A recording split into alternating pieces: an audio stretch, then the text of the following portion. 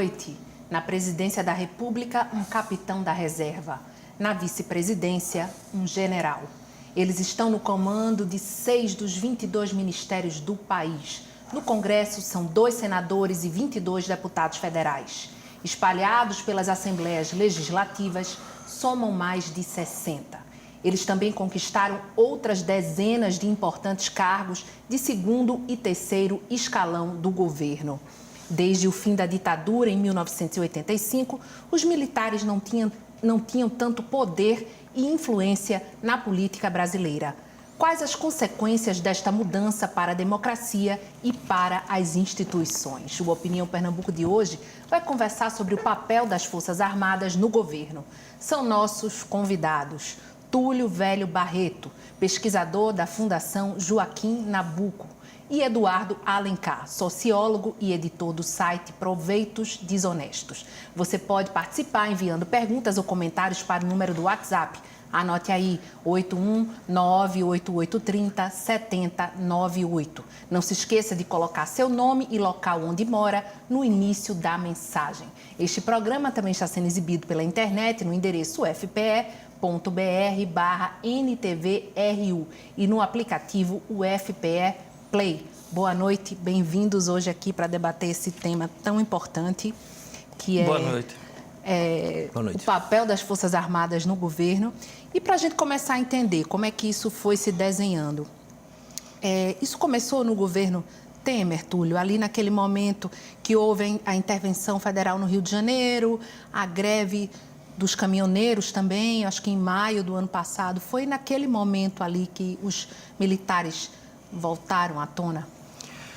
Pois enfim, a participação das Forças Armadas, né, ou dos militares na política é bem antigo no Brasil, né? Não vou fazer aqui um histórico longo, mas até a Guerra do Paraguai, quer dizer, o Exército Brasileiro, né, que é de 1824, ele não tinha um protagonismo, né? Durante o Império não era relevante o papel que cumpria. Na verdade, vai se constituir como um ator relevante a partir da Guerra do Paraguai, quando termina em 1870, até pela participação na guerra, passa a ter uma relevância maior do que tinha até então. E poucos anos depois, do ponto de vista histórico, né, 1870 para 1889, é amanhã, né? A gente pensando na perspectiva histórica, as Forças Armadas o Exército teve um papel importante na proclamação da República, né? Na verdade, um golpe de Estado que houve, né? Porque, enfim, os militares se tornaram republicanos, né? Naquele momento. E aí é que vem a mudança para a República e passa a ter um protagonismo maior. Quer dizer, e de certa forma, esse segmento militar no Brasil, ele se arvorou a ser o poder moderador. Quer dizer, com o fim do Império, você não tem mais um imperador, né, para moderar os conflitos entre os agentes, os diversos atores políticos, né, os partidos e as instituições. E aí, de certa forma, o Exército assumiu esse papel e depois as Forças Armadas, em conjunto, vão assumir esse papel de poder moderador. Né? Quer dizer, eu não estou aqui, inclusive, dizendo que isso é bom, mas sim, eu acho que é relevante destacar. E, de certa forma, essa coisa ficou na cultura brasileira, né? E na cultura da sociedade nesse período republicano. Toda vez que tem conflito ou que se antecipa a possibilidade de algum conflito ou disputa no campo político, né? Em que as relações ficam mais difíceis, se estabelecem crises, etc., aí as Forças Armadas vão e se arvoram a resolver essa crise. Então, em 64 é isso que vai acontecer. E eu penso que, antes mesmo do governo Temer, o próprio momento em que houve o golpe contra Dilma Rousseff, as Forças Armadas já foram protagonistas ali. É evidente que elas não mostraram claramente o rosto, né? Não estava ali, mas, por exemplo, a gravação de Romero Jucá, né, com o Sérgio Machado, né? Naquela ocasião, ele fala isso, já está conversado com os militares, sim, os militares estão atentos aos movimentos sociais, etc. Então, os militares são atores importantes, e aí as Forças Armadas, no momento em que há o golpe contra Dilma Rousseff. E isso, é claro, né, que as Forças Armadas ficaram mais atentas à política no momento em que foi feito o terceiro plano de direitos humanos, né, em que se estabeleceu as comissões da verdade, da memória e da verdade. Quer dizer, por quê? Porque era recuperar, né, todo o histórico e o papel que as Forças Armadas cumpriram durante a ditadura militar. Já que a transição democrática no Brasil foi feita por cima e manteve o status quo das Forças Armadas, dos militares, né? Os militares não foram ameaçados, né? Eles participaram do processo de transição, garantiram na Constituição o artigo 142, né, que estabelece a possibilidade de ação interna das Forças Armadas. Isso é absolutamente estranho em todas as constituições de países que têm uma certa tradição democrática, que a sociedade local tem uma certa cultura democrática, que há um respeito à República, né? Então, é algo estranho. E os militares conseguiram. Qualquer poder constituído, achando que a ordem social está ameaçada, pode convocar as Forças Armadas. Sim. Isso foi feito em 85, 86, na crise da CSN, da Companhia Siderúrgica Nacional, onde houve uma greve na Siderúrgica Nacional, no governo Sarney, e as Forças Armadas foram chamadas para intervir na greve. Não era um conflito na sociedade, na greve. E morreram 3 operários. E mais recentemente no Rio de Janeiro. Então, no foco da sua questão, aonde começa ou recomeça esse protagonismo? Sim. Eu acho que recomeça na saída de Dilma Rousseff, no plano que se estabeleceu ali para tirá-la do governo e que tem origem no fato dela ter sido alguém que participou da luta armada, na resistência à ditadura. Sim. E que tentou fazer com que houvesse um trabalho de justiça de transição, né? O estabelecimento de uma comissão de memória e verdade. Agora, Eduardo, ele falou dessa questão de poder moderador, né? Falou, na opinião dele, começou um pouco antes, né? Aí a gente volta... histórico, né? Isso. Na verdade, ele voltou lá para o início da República, mas começou um pouco antes, né? E aí, a sua opinião é o seguinte, nesse momento, além de ser um poder moderador, ali no governo Temer tinha uma questão também de recuperar... Ele tinha uma péssima avaliação, né? E as Forças Armadas também conseguiram, apesar da história toda, eles conseguem, né, ter uma boa imagem diante da população. Era uma maneira também de recuperar, de melhorar um pouco a avaliação diante dos brasileiros naquele momento ali de Temer? Olha, só para puxar um pouquinho o gancho, antes de responder a tua pergunta, uma coisa que você falou, Túlio, que é interessante, é que no artigo 142... tem cientistas políticos que dizem isso, né? Que colocam como se fosse um jabuti lá, que é para permitir a ideia de intervenção militar não autorizada pelo Poder Executivo, que estaria na ideia do garantidor da lei e da ordem, a ideia da ordem como algo que precederia a lei, e aí estaria como se fosse um jabuti lá para ser acionado em caso em caso dos militares quererem intervir, né? Em suma, né? Em caso deles terem exercer ativamente esse papel de poder moderador. Não é uma coisa declarada, mas é como se fosse um jabuti e ficou meio evidente isso na entrevista que o Vilas Boas deu para o Pedro Bial, que o Pedro Bial falou, o Vilas Boas deu essa interpretação explícita. Não, o artigo 142 permite esse tipo de coisa. E aí o Bial até reforçou a pergunta, não, mas o que quer dizer intervenção da Força Armada? Ele quer dizer intervenção da Força Armada para garantir a lei e a ordem. Ele repetiu o texto e o teor do artigo 142. E outro fator interessante para você entender como a democracia brasileira sempre teve esse elemento presente é a Polícia Militar. A instituição da Polícia Militar, a Polícia Militar ela aparece como uma força subordinada aos governos estaduais, mas ela também é força de reserva das Forças Armadas. Né? Então, o que é que significa? Que se o comandante superior das Forças Armadas, né, o ministro da Defesa, ou mesmo o general em chefe, o general responsável, quiser escalar a polícia, numa discussão de soberania, a polícia teria que obedecer primeiro ao comando das Forças Armadas e logo depois ao governador.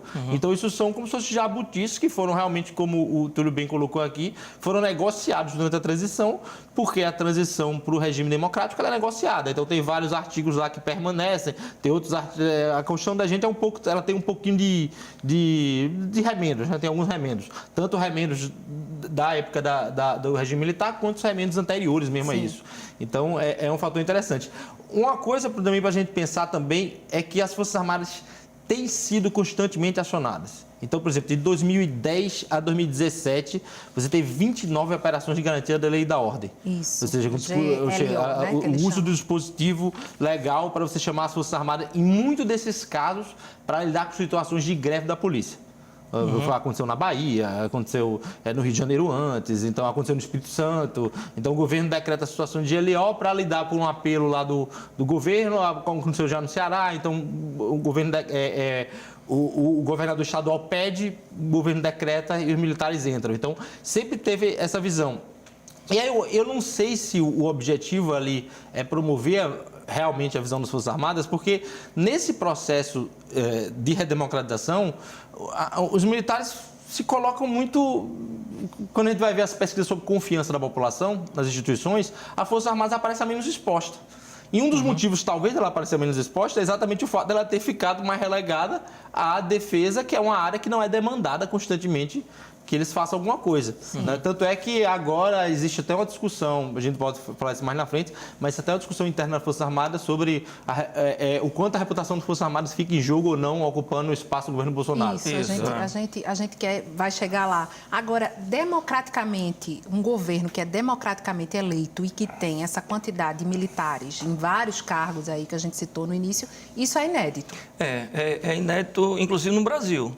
Né? Apesar de as Forças Armadas terem esse protagonismo ao longo do período republicano, é inédito no Brasil. Hoje a gente tem mais ministros militares do que teve durante a ditadura militar. Né? Não no somatório, mas nos governos. E se considerar segundo e terceiro escalão, então há uma presença militar enorme. Vai para mais de 130. Isso além do presidente e do vice-presidente da República serem oriundos das Forças Armadas. Então, é inédito. Assim como é inédito, não só a presença do artigo 142, que estabelece esse papel às Forças Armadas, ou que permite que ela cumpra esse papel, a gente tem no governo Temer, né, o ministro da Defesa sendo um militar. Pela primeira vez, Pela primeira vez, desde a redemocratização. Isso. Né? E isso também é inédito naquelas democracias longevas, naquelas... sociedades onde há uma cultura democrática, etc., é inconcebível você ter um ministro da Defesa, alguém da área militar. Quer dizer, é sempre um civil. E no Brasil se mantinha essa tradição. Ela foi quebrada exatamente no governo Temer. Por quê? Porque na origem do governo Temer tem o protagonismo das Forças Armadas. E esse protagonismo, embora... É verdade, né? As Forças Armadas se pouparam um pouco durante anos da Nova República, da chamada Nova República, mas a origem da Nova República tem um protagonismo das Forças Armadas acentuado. Lembrar aquela história, né, que o Leônidas, que tinha o general Leônidas, que foi escolhido por Tancredo para ser o ministro do Exército, terminou dando a palavra final quem assumiria a presidência da República na morte de Tancredo. Quer dizer, que não era Ulisses Guimarães, mas era José Sarney. Sim. Então, há uma conversa, Fernando Henrique Cardoso e outros contam, né, que houve um papel importante. E durante o processo constituinte, né, houve a presença das Forças Armadas. Quer dizer, para garantir que fosse uma república e não o presidencialismo e não o parlamentarismo. E para garantir os 5 anos de Sarney. Né, de Sarney querendo... abrindo mão de 1 ano, porque o mandato dele, enfim, era de 6 anos, ele abria mão de 1 ano, mas não queria ficar 4 anos, que era o que Tancredo tinha negociado.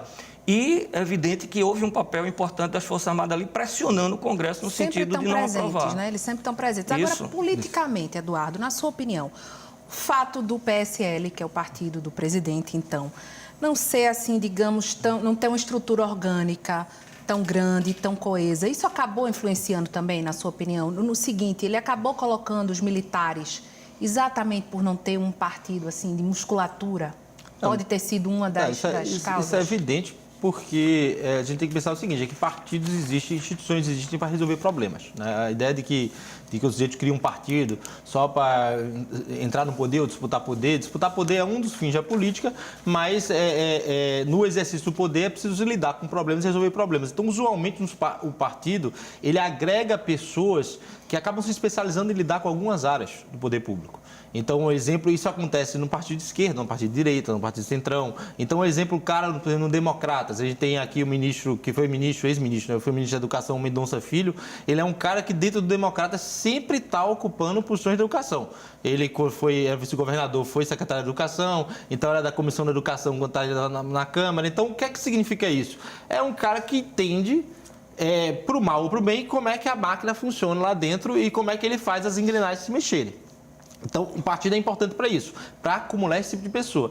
O PSL é um improvisado, ele é evidentemente um partido totalmente improvisado, que foi improvisado no meio da campanha, né? Assim, logo na largada da campanha, e com diversos candidatos de diversas matrizes diferentes, todo mundo tentando pescar a voto do Bolsonaro lá no meio, mas então é um partido que tem general e que tem delegado e que tem Alexandre Frota. Sim. Então, ele é um engembrado. Tem de tudo. Isso, ele tem de tudo e ele não tem como você falou, não tem organicidade, ele não tem uma militância treinada, ele não tem curso de capacitação militância, ele não tem nada. É um partido que está se tentando tomar forma agora e nem se sabe se ele vai tomar forma. A gente não tem nem certeza se o presidente pretende terminar o mandato no PSL ou se há planos reais, como se circulam em determinados setores da imprensa, se criar outro partido. Então, muito provavelmente, a ideia de chamar militares é o resgate da ideia da concepção positivista em relação ao Estado brasileiro, que é o que os militares sempre acentuaram, da ideia de que o militar é o tecnocrata imparcial e que vai lidar com sistemas Sim. de uma maneira absolutamente não ideológica. Né? Então, vem junto também da ideia da crítica do discurso ideológico. Né? Qualquer coisa, à esquerda ou à direita, que seja contra o que se está fazendo, não, isso aqui é ideológico, o que a gente está fazendo é técnico, é tecnocrático. Então, com certeza, o próprio Bolsonaro expressava isso no discurso desde antes, sempre expressava essa valorização extremada da ideia da capacidade técnica dos militares. Então, com certeza, tem algo de chamar esse pessoal para resolver problemas que ele não sabe resolver ou que ele tem confia em pessoas lá que têm relações anteriores ou que ele não quer delegar para partidos e pessoas que ele não tem uma relação de confiança de muito tempo. Vou ter que te interromper. Tá. Hoje a nossa conversa é sobre o protagonismo das Forças Armadas. Voltamos já.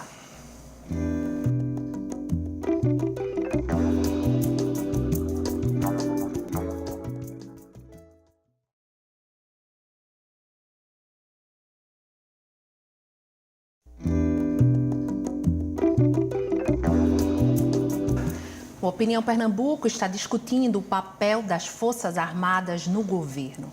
Para participar desta conversa, convidamos Túlio Velho Barreto, pesquisador da Fundação Joaquim Nabuco, e Eduardo Alencar, sociólogo e editor do site Proveitos Desonestos. Você pode participar enviando perguntas ou comentários para o número do WhatsApp. Anote aí, 819-8830-7098. Não se esqueça de colocar seu nome e local onde mora no início da mensagem. Este programa também está sendo exibido pela internet no endereço ufpe.br/NTVRU e também no aplicativo UFPE Play. A minha próxima pergunta é a seguinte. Esse é o cenário que está posto. Eles estão aí, a gente falou no início do programa, destrinchou um pouquinho no primeiro bloco. E no segundo bloco eu quero começar com a seguinte pergunta. O governo Bolsonaro está sofrendo uma alta na rejeição. Números para embasar isso. Quem considerava o governo ruim ou péssimo subiu de 17 para 24. E quem considerava a gestão boa ou ótima caiu de 49 para 34. E aí a minha pergunta, esse é um cenário que com esse aumento da rejeição, a tendência é que os militares ganhem ainda mais espaço? Existe uma relação entre isso ou não? Veja bem, já se falou, né? Eduardo chamou atenção até para esse aspecto, né? Que se discute o quanto as Forças Armadas estariam se expondo né, no governo Jair Bolsonaro, no sentido de perder um certo capital, né, que ela tinha junto à população. Quer dizer, quando se faz aquelas pesquisas das instituições mais respeitáveis, etc., as Forças Armadas, num período muito longo de tempo, ocupam um lugar bastante razoável. Em 2017 foi primeiro lugar, pois né? aí varia ali primeiro, segundo, terceiro e tal, mas sempre no topo, né? Mas os militares não vinham participando da política e, evidentemente, que a atividade política ela subentende um desgaste grande, né? Você ganha, perde, há disputas, há denúncias, né? Hoje há fake news, então hoje não precisa nem ser verdade aquilo que está sendo dito, o importante é que essa verdade, essa mentira circule abertamente. Então, há uma preocupação dentro das Forças Armadas, até que ponto essa visibilidade dentro do governo, né, pode provocar um desgaste em função dos desgastes que vem sofrendo, você chamou a atenção, né, já para pesquisa de opinião, né, em relação ao governo Jair Bolsonaro. Quer dizer, vem caindo porque, enfim, aquilo a que ele se propôs, em larga medida, não está se resolvendo, né? A economia continua muito mal, o emprego continua bastante precário, o dólar alto, né? Enfim, uma série de coisas que continuam acontecendo e que a questão da segurança pública não está resolvida. E há uma política de armar a população, né? Isso é algo que é deliberado do governo, quer dizer, e ninguém pode dizer que o Jair Bolsonaro mentiu antes, porque, enfim, ele tem essa visão de que a população deve estar armada. Sim. Né? E aí isso é que é preocupante, quer dizer, você tem as Forças Armadas participando ativamente do governo e você tem a possibilidade de armar a população, né? Apesar das restrições que existem, mas está se flexibilizando e vai se criar uma geração que vai naturalizar o uso de armas.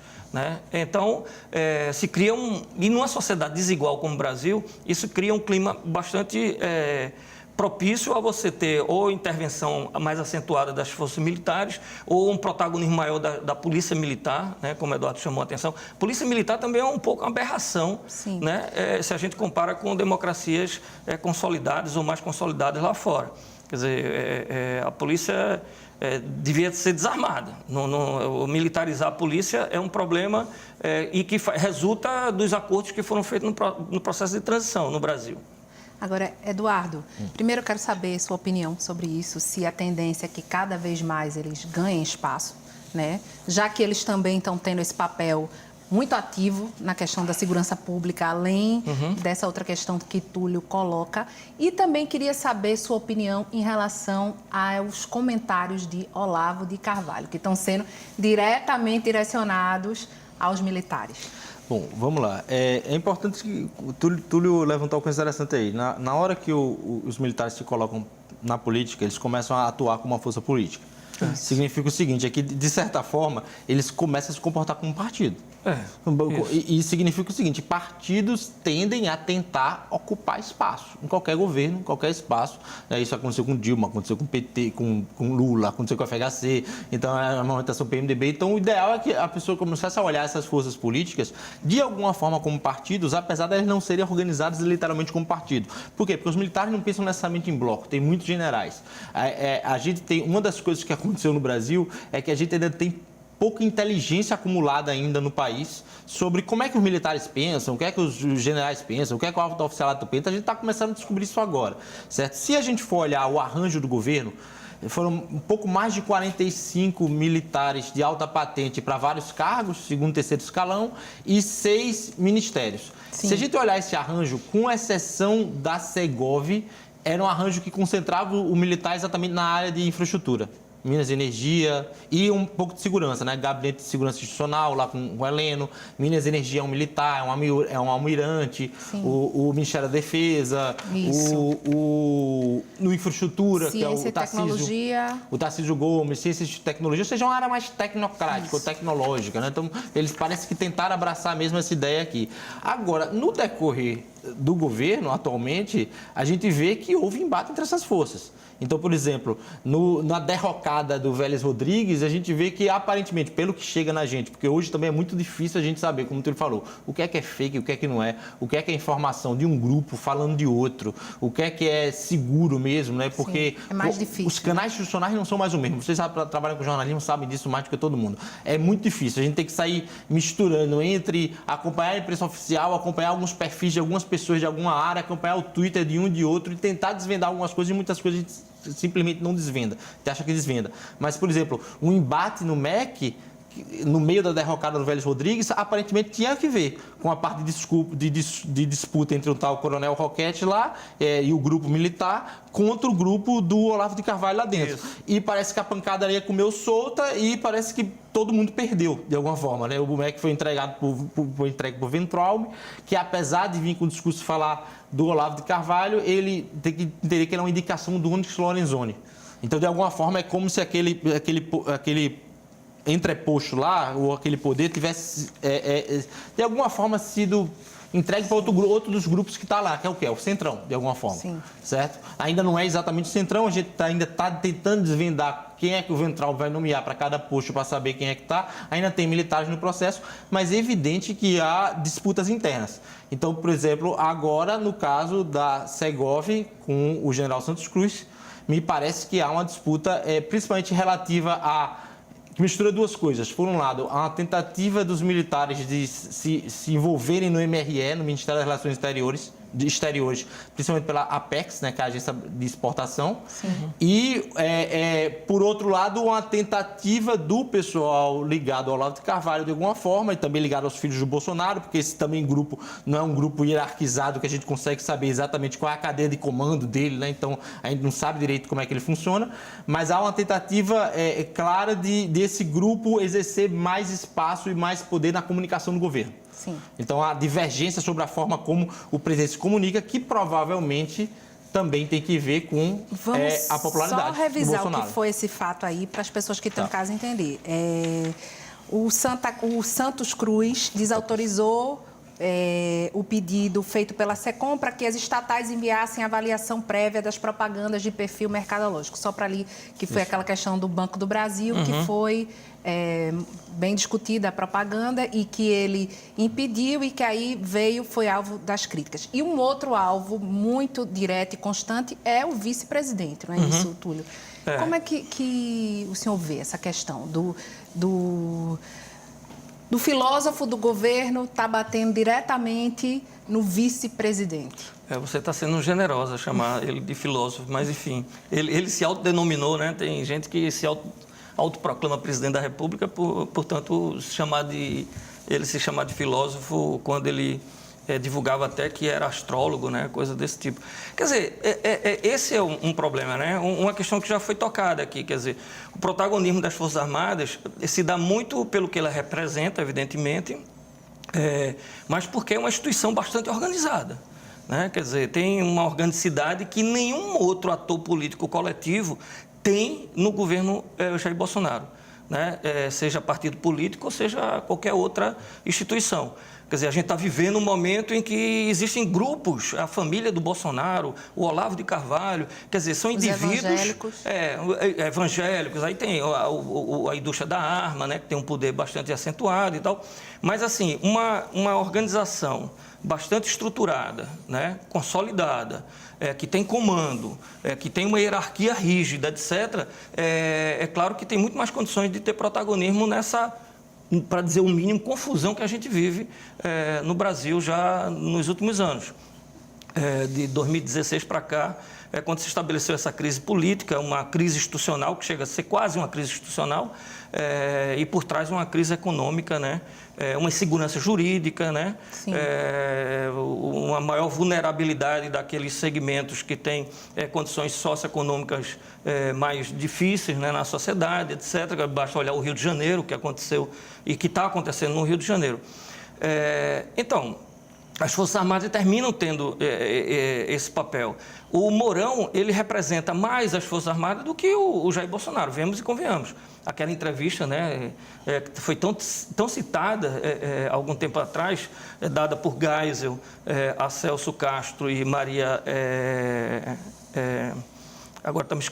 Celina, né, de Almeida, em que ele falava de Jair Bolsonaro no início dos anos 90, Sim. dizendo, bom, ele não representa as Forças Armadas ou o Exército na política, ele não pode representar, porque ele foi, inclusive, um mau militar. Né? Geisel coloca isso. Então, não é ele, o Mourão representa mais. Né? Até que ponto o Mourão fala pelo alto comando das Forças Armadas, não sei. Acho que o Vilas Boas aí é o... Que também foi alvo de crítica, né? É o nome, talvez, que responda mais. Né? E aí tem um conflito com o Olavo.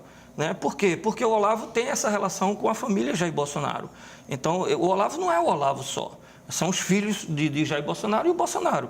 Quer dizer, então ele tem uma penetração, um poder grande. Por isso que ele compra essa briga com as Forças Armadas e o MEC terminou sendo, né, o lugar onde o conflito foi mais acentuado. Agora, Anderson Vicente... Sim, enfim, não, mas é porque eu tinha acabado, mas eu acho que é importante recuperar. Que é aquela coisa da guerra contra o marxismo cultural, etc. Quer dizer, que de certa forma isso está muito presente nas Forças Armadas.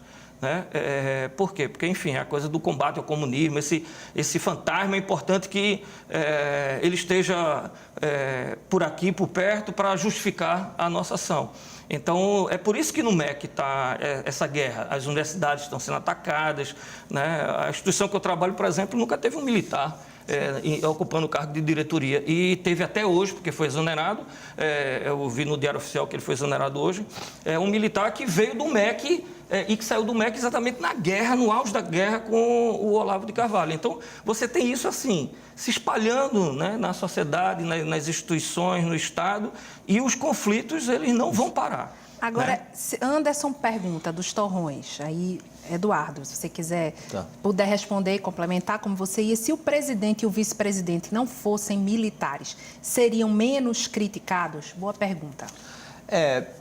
Não sei, porque eu acho que enfim, evidentemente, setores ligados ao progressismo, digamos por assim dizer, tem uma resistência natural, então, mas a gente também não pode atribuir só ao fato de ser militar, mas também atribuir ao fato de uma relação muito tensa com a imprensa, também sido construída desde antes da campanha, então tudo se partidarizou, né? Tudo se politizou na campanha, foi muito agressiva de um lado e do outro, então isso aí vem acumulando. O Jair Bolsonaro também não faz questão de tentar recompor e fazer amizades, é o estilo dele mesmo, a comunicação direta com a população e tudo, então não acho que o fato...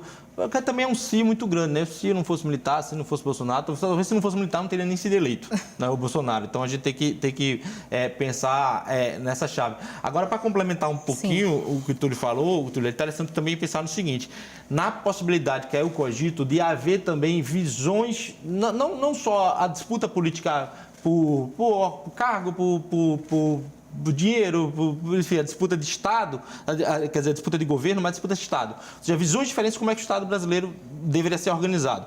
Por exemplo, me parece, acompanhando o perfil de algumas pessoas ligadas ao Olavo de Carvalho, que saíram do MEC, como, por exemplo, aquele Silvio Grimaldo, que foi o cara que saiu atirando, né? O cara que saiu dizendo tudo na internet. Então, me parece que eles queriam mexer em coisas que diziam respeito a uma certa centralização da educação no MEC e que os militares não estavam querendo mexer com aquilo. Inclusive, e se a gente for olhar historicamente, o aparato centralizador no Estado brasileiro tem a ver exatamente com o regime militar. Então, a primeira LDB que centraliza os currículos no Brasil era militar. Uma coisa que você falou interessante: os militares foram uma força ativa na campanha do desarmamento.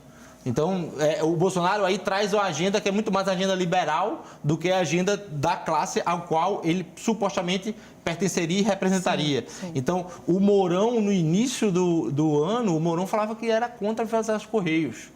O Salim Matar, que era o secretário de estatização, em 29 de março deu uma entrevista dizendo que estava muito chateado, muito decepcionado, porque estava havendo muita resistência de ministros a determinadas privatizações, e aí muita gente cogitou que tivesse a ver com o astronauta na ciência e tecnologia para algumas coisas que ele não queria entrar na privatização geral. Porque, ou seja, a Previdência é o exemplo disso. Sim. Os militares não cedem na Previdência, eles cedem, mas reestruturam a carreira. Vamos falar da Previdência. Tá. Daqui a pouquinho a gente volta em instantes, hoje debatendo o protagonismo das Forças Armadas.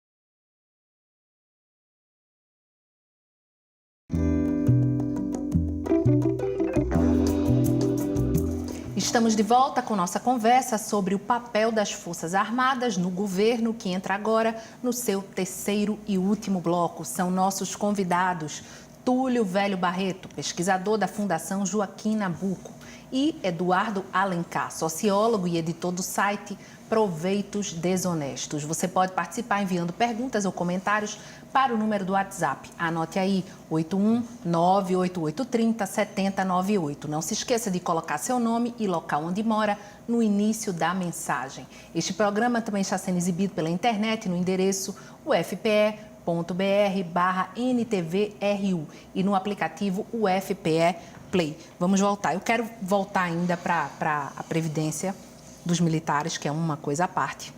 Mas eu queria comentar o que o professor Eduardo Costa, que é um especialista no estudo das Forças Armadas da UFRJ, ele diz o seguinte: os núcleos do governo Bolsonaro entrarão em choque se as medidas econômicas não funcionarem. Sem emprego e renda, abre aspas, a coesão social não conseguirá ser mantida apenas pela questão moral, fecha aspas. Na verdade, o que vai determinar aí, no fim das contas, se são os olavetes, se são os evangélicos, os militares que vão, a família, enfim, no governo. Na verdade, quem vai determinar isso é a economia, Túlio? Veja só, a gente está falando, dos atores políticos envolvidos, das disputas. Sim. E do protagonismo das Forças Armadas. Agora, independente disso, há um projeto que é o projeto que se estabeleceu desde do golpe contra Dilma Rousseff. Quer dizer, que é o estabelecimento de uma política, eu chamaria de ultraliberal. Né? Evidentemente, sim, quando chama ultraliberal é só para chamar a atenção que é liberal e que se tenta aprofundar ao máximo. Ao extremo. Né? Ao extremo, aquela visão liberal e no espaço de tempo mais curto, né? E não um projeto liberal a longo prazo. Então, o projeto é esse. Né? E o projeto ele é ultraconservador do ponto de vista dos costumes, etc., e ultraliberal na economia. E esse é que é o projeto que está em jogo. Né?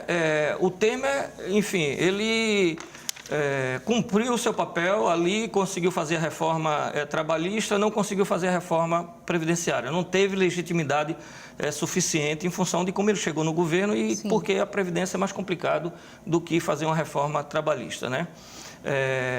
Porque aí tem os interesses dos diversos atores políticos, aí, indivíduos ou coletivos. As Forças Armadas, por exemplo, foram elas que prepararam a proposta de reforma da Previdência desse segmento. E a reforma da Previdência, na verdade, é para financiar a reestruturação da carreira dos militares. Porque a economia é de 97 bilhões em 10 anos e o gasto da reestruturação da carreira é de 86 bilhões. Quer dizer, a economia vai ser de 10,5 bilhões. Mas possibilitou a reestruturação da carreira que as mais altas patentes tiveram ou vão ter reajustes acima de 100%. Concorda, Eduardo, com esse ponto de vista? Porque esse é um ponto de vista assim, bem polêmico. É evidente. Tem uma questão interessante aí que é o seguinte. Como eu falei aqui, os militares no Brasil nunca apostaram numa visão liberal em relação à administração da economia do Estado. Então, desde 1889, eles não apostavam. Então, por exemplo, o imperador tinha uma visão mais liberal do que os militares que assumiram na República Velha, né, que governaram a República Velha. Isso tem a ver com uma visão de mundo positivista, uma visão de mundo de um Estado que deve ser centralmente administrado por uma classe tecnocraticamente capacitada, ou seja, iluminada pelas luzes da ciência. Então, lembrar que o Conte era uma espécie de conservador, mas que queria, digamos assim, parar com o caos na sociedade francesa. O Túlio pode falar isso mais do que eu, mas parar com o caus decorrente já das diversas repúblicas na França pós-Revolução Francesa, mas que ele achava que o caminho para isso seria uma elite tecnocrática orientada pela ciência governaria a sociedade sem necessariamente precisar de democracia, certo? Então os militares adotam essa postura em 1964 no governo do país, adotam essa postura na economia. Exatamente, ordem e progresso, só para a gente lembrar que é parte do lema do positivismo. Exato. Certo? Então a gente tem que lembrar o seguinte, isso foi o oposto do que aconteceu, por exemplo, com o Pinochet. Exatamente. Pinochet chamou os Chicago Boys, né, e disse assim, resolve o negócio da economia. E os caras liberalizaram a economia do Chile e o Chile se manteve numa estabilidade de crescimento econômico relativo, com alguns problemas eventuais, mas que continua, certo? Então, a visão foi totalmente oposta. Então, a ideia aqui agora é como se a milicada tivesse pensando, vamos apostar, vamos ver o que é que dá.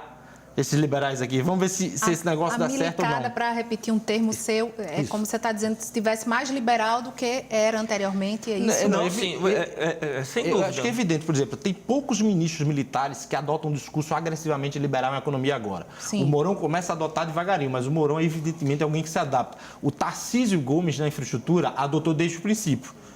Agora, por quê também? Porque o negócio do Estado está quebrado, a dívida pública na altura, o cara não quer endividar o país, aí diz, não, vamos fazer concessão. Então, é evidente que o sucesso ou não do modelo vai dizer, inclusive, o fato de que os militares vão tentar expandir o poder deles ou não, ou apoiar, ou mesmo se retirar do governo. Porque é meio que, vamos ver se esse negócio do Paulo Guedes dá certo. Se der certo, bacana, se não der certo, alguma hora a gente vai ter que fazer a avaliação se sai ou não. Sim. Né? A ditadura militar no Brasil, ela foi estatizante. Isso. Né? É o período, talvez comparado ao período de Getúlio Vargas, né? Que aí era a necessidade de construir uma indústria nacional, etc. É o período onde se cria mais estatais, né? Onde há uma intervenção maior do Estado, é o período da ditadura. E isso é importante. Naquele momento, se aliava, então, ditadura com a intervenção estatal. Né, acentuada, diferentemente do que vai fazer Pinochet no Chile, que é o quê? É liberalismo econômico com autoritarismo. Mas o Chile era um caso, um ponto fora da curva naquele momento. Hoje, o que parece estar associado no mundo aí, e cada vez com uma tendência maior, é o estabelecimento em países como o Brasil, né, que não tem uma tradição democrática acentuada, liberalismo com autoritarismo, ou autoritarismo para garantir uma política liberal. Agora, até que ponto o comando das Forças Armadas elas são absolutamente liberais, isso a gente ainda não tem claro. É algo que a gente não tem com clareza, porque, enfim, há um segmento das Forças Armadas que vê com desconfiança, por exemplo, privatizar determinadas estatais ligadas à própria área militar, isso, como a aeronáutica, etc. Lembrar que a Petrobras está sendo presidida por um militar, salvo engano, né? Tem muita pergunta chegando, vamos ver se a gente consegue responder. O governo está montando uma estrutura militar para se manter no poder, José Ricardo de Moreno, e eu quero aproveitar depois dessa resposta que vocês falem um pouco desse corte aí no orçamento dos militares também, como é que avaliam esses 43% a menos. Então vamos responder a pergunta de José Ricardo, se eles estão fazendo essa estrutura militar para se manter no poder. Eu acho que a gente não pode falar ainda totalmente, apesar dessa ocupação do militar de setores estratégicos, de uma estrutura militar, exatamente porque os outros grupos também disputam esse poder e porque o Bolsonaro aí aparece como um ator que às vezes é um ponto fora da curva. Por quê? Porque todo mundo fica surpreso. O cara veio... Talvez pelo que o fato que o Túlio falou, talvez por ele não... O Bolsonaro não era um legítimo representante, principalmente dos altos escalões das Forças Armadas. Apesar dele ter dito que não nasceu para ser presidente, isso, nasceu para ser militar. Mas ele abandonou a carreira militar muito cedo, a gente tem que pensar nisso. Abandonou não, ele ia ser expulso do Exército, né? E houve um acordo lá, porque, enfim, o Exército... trata isso com muito cuidado, né? Terminou havendo um acordo para ele sair sem ser algo interessante expulso. Da gente pensar é que em 2018 ainda, o Vilas Boas, na entrevista, dizendo assim, não, porque tá falando sobre rede social e tal, não, porque é preocupante, porque pode aparecer um Trump brasileiro, a gente não gosta disso. Evidentemente que ele está falando de Bolsonaro. O Bolsonaro já era candidato quando ele deu essa declaração. Então, setores do alto escalão do Exército viam como um problema. Até porque pode ser até aí que haja um problema mesmo, no sentido de que, o cara é um baixa patente, saiu cedo do Exército, tem problema disciplinar aqui, teve um processo disciplinar que ele foi absolvido, mas teve um processo de fato. E o cara vem mandado, capitão para mandar no general. Entendeu? Então a gente tem que ver que Na própria posse, ele se colocou o tempo todo nesse momento, né? Eu sou capitão, mas né, o senhor pro Mourão. E é né? bom lembrar que é algo que rege as Forças Armadas, é a honra, a ideia de honra, de orgulho. Você tem orgulho da patente, da hierarquia. Então, é algo que ele está administrando e, aparentemente, digamos assim, quem apostava, e teve gente que apostou na ideia de que o governo Bolsonaro ia ocupar tudo pelos militares, está tomando um susto com essa tentativa dele de conciliar antagonismos. Pode ser que ele tropece no meio do caminho e o governo entre em fagocitose, pode ser, evidentemente que pode, ou pode ser que ele consiga conciliar dando um pouco para um, dando um pouco para outro, dando um pouco para outro, até ter um resultado positivo. Então, ele está tentando administrar esses grupos. Mas agora o corte foi grande, agora ele tomou, na verdade, né, dos militares aí, 43%. Como é que vai ficar essa situação agora lá dentro, na sua opinião? Eu acho que não é irreversível. Eu acho que o corte representa, o anúncio de que haveria um corte, né, no orçamento das Forças Armadas, representa uma peça do jogo político que está em curso.